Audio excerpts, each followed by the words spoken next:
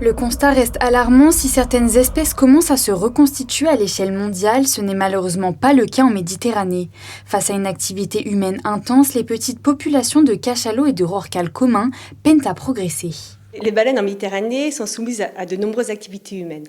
Il y a notamment tout ce qui est trafic maritime, donc il y a les gros ferries, il y a aussi tout ce qui est pétrolier, il y a tout ce qui est cargo.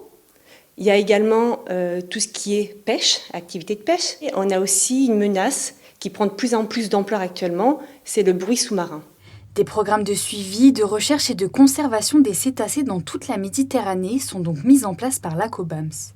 Le secrétariat exécutif est basé à Monaco et nous, on est le lien entre les politiques et les scientifiques. Il faut savoir que toutes les actions qui sont prises pour les mammifères marins, à l'échelle politique, il faut avoir des données concrètes. Et ça, il n'y a que les scientifiques qui peuvent le faire. Donc notre rôle ici, au secrétariat, c'est un peu traduire toutes les recommandations scientifiques en résolution au niveau politique, en actions concrètes pour la conservation des cétacés.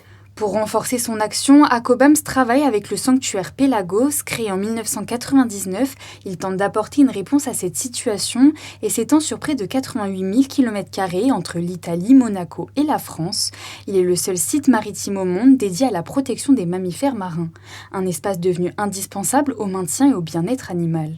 C'est une zone très importante pour ACOBAMS, car dans ce périmètre-là, on peut mettre en place certaines mesures qu'on peut exporter ensuite dans d'autres lieux de la Méditerranée. Selon l'ACOBAMS, seule une coopération internationale renforcée associée à des changements de pratiques pourra aboutir à la préservation des baleines et plus largement à la biodiversité marine.